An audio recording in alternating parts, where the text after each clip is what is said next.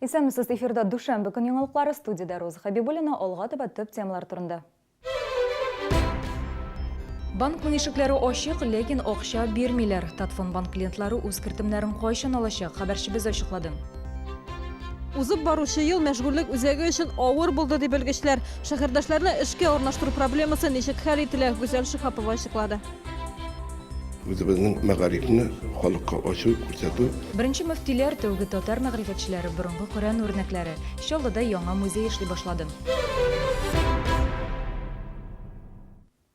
Банк ишекләре ачылды, әмма акча бирмиләр. Бүгеннән шәһәрдә Татфон банк бүлекчеләре яңадан эшли башлады. Инде иртәдән үк барлык офислар каршына кертемчеләр һәм банк клиентлары тезелеп басты. Теманы хәбәрчебез дәвам итә.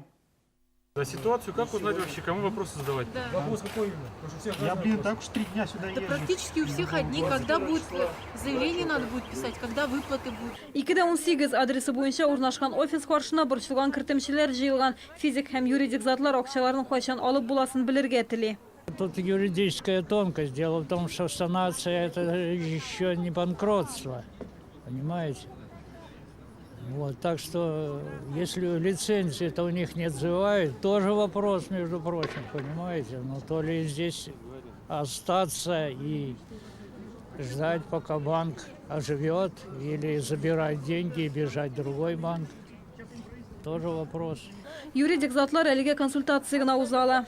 По юрлицам, сейчас мы разъясним ситуацию по вкладчикам, зайдете, мы работаем до 15 часов, и вам полностью исчерпывающую информацию дадут. По перечислениям, по вашим кредитам, по вашим депозитам и так далее. Юридик затлар өчен хәл катлаулырак. Татфон банк счетларында акча булмау сәбәпле кредиторлар өчен 3 айлык мораторий кертелде. Банк счетында эшмәкәрләрнең кертемнәре генә түгел, партнерлар күчергән акчалар да. Шул сәбәпле кайберәүләр салым, кайберәүләр кредитларын түли алмый, эшчеләр дә хезмәт хакын алмаган. Проблема очень серьезная, просто почему-то про нас никто не говорит, то есть про юриков все забыли.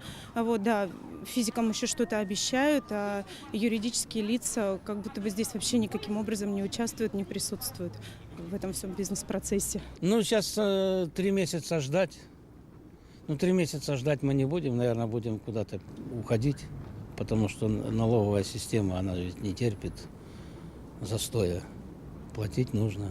Бүген Чаллыда банкның төп офисы гына түгел, башка бүлекчәләре дә эшләде. Эш сәгатьләре иртәнге 10-нан көндезге 3-кә кадәр. Банкта физик затларны гына кабул итәләр. Алар кассада кредитларын түли ала. Терминаллар бер җирдә дә эшләми. Банкта клиентларга тынычлык сакларга киңәш итәләр. 22 декабрьдә агент банклар исемлеге билгеле булачак. 29 декабрьдән кертемнәрне иминиятләштерү агентлыгы 1 миллион 400 мең сумга кадәр булган кертемнәрне кайтара башлый.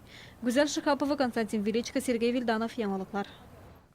Бір ел ішінде шәһәрдә эшсезләр саны 1000 кешегә кимегән. Алдыңгы үстерелешле территорияда берничә ире оешма ачылды. Чаллылар да тырышкан, 60 шәһәрдәшебез мәшгульлек үзәге ярдәме белән үз эшен булдырган. Үзләренең чәч тарашханәләрендә, автосервисларында башкаларны да эш белән тәэмин иткәннәр. Чаллыда эш табу җиңелме, нинди белгечлекләргә сорау зур? Гүзәл Шихапова ачыклады. 45 яшьлек Сергей Семенов инде бер ай эшсезләр рәтендә моңа кадәр шәхси эшмәкәрдә эшләгән. Хәзер йөк ташучы яки каравылчы булып хезмәт итәр идем ди. Башка урыннарга яшьләрне һәм махсус белемнәре булганнарны гына чакыралар. Әмма мәсьәләне хәл итәргә мөмкин. Нәкъ шуның өчен Сергей Семенов өстәмә курслар узарга булган. Нет пока. Эш юк әлегә, алмыйлар, яшең туры килми диләр. Каравылчы булып эшләр өчен документ кирәк.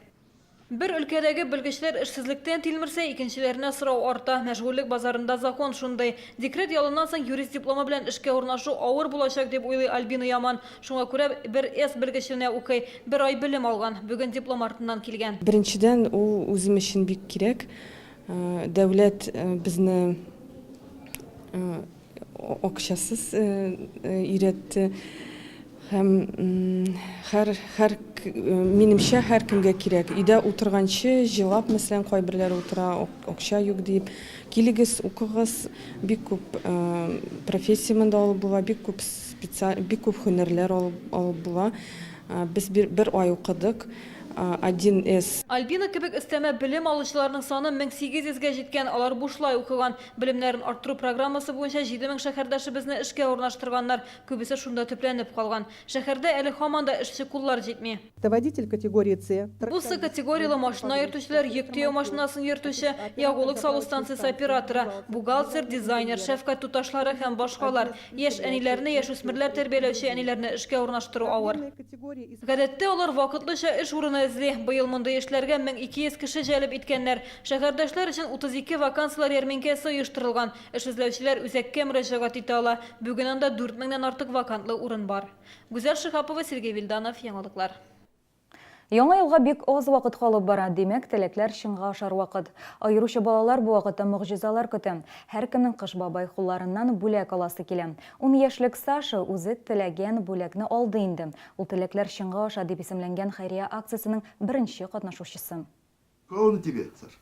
Холодный Дед Мороз ведь. Чаллы икмәге компаниялар берлеге уздыра торган хәйрия акциясе 10 яшьлек Александрның фатирында старт алды. Ул Кыш бабайның килүен ел буена көткән, әмма ак сакаллы кунакны күргәч югалып калды. Бабайның салкын кулларын тоткач хәтта әзерләп куйган шигырен дә онытты. Саша китаплар укырга ярата. Әлеге хәйрия акциясе кысаларында Чаллы икмәге балаларның теләкләрен 4нче ел чынга ашыра. Саша аудио китаплар укырга ярата. Бүген Кыш бабай аңа күптән хыялланган бүләк һәм балалар кибетенә сертификат тапшырды. Он очень рад Деду Морозу, он очень любит. Каждый год мы ходим на елки, у него столько счастья, столько удовольствия ребенок получает от этого. Хәйрия акциясы кысаларында берничә ел дәвамында 3000-дән артык баланы котлаганнар. Аларның саны ел сайын арта. Быел Чаллы икмәге Кыш бабайы 650 баланың теләген чынга ашырачак. Особых детей, скажем, из тех семей, которые нуждаются в первую очередь в нашей поддержке. Приятно делать добрые дела, чисто от души и, конечно же, видеть те улыбки, которые мы приносим. Добра, счастья, радости в дом каждому челнинцу. Это основные наши пожелания. Хәйрия акциясы кысаларында Чаллы икмәге кибетләр янында балалар өчен интерактив мәйданчыклар эшләячәк. Шәһәрнең төрле почмакларында бәйрәмнәр уздырылачак. Асылташ социаль приюты балалар өчен Coca-Cola, Mars Globus оешмалары белән берлектә чын яңа ел чыршысы бәйрәме узачак. Теләкләр чынга аша, иң мөһиме ышанырга кирәк. Чаллыда яңа музей эшли башлады. Ул ислам мәгарифе тарихына багышланган. Музей Ак мәчет мәдрәсәсе бинасында урнашкан. Аны шимбә көне Татар ислам дини мәгарифе тарихы исемле фәнни-гамәли семинар кысаларында ачтылар.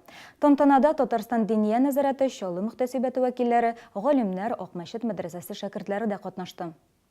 Biz ni için müftülerden başladık? Çünkü işinden de onlar elegi hareketinin başında durganlar ретінде. Беренче диния нәзарәте беренче мөфтиләр, тәүге татар мәгърифәтчеләре һәм мәдрәсәләр, борынгы Коръән үрнәкләре. Яңа музейның төп тарихи экспозициялары шулар. Менә 1895 елда Казанда нәшер ителгән Коръән китабы. Хәле дә инде күренеп тора ки, аны нык укыганнар икән.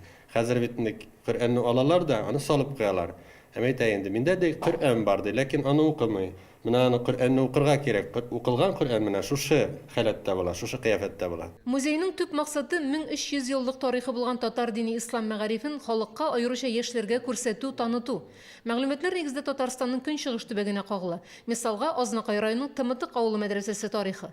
Музейны оештыруда һәм экспонатлар туплауда Ак мәчет мөгаллимнәренә Татарстан фәннәр академиясе, Татар милли китапханәсе, Чаллы педагогия университеты галимнәре ярдәм иткән. Бу инде зур эшнең башы дип әйтик. Менә без бүген иншалла бу музейны ачып керәбез. Бу әле беренче адым.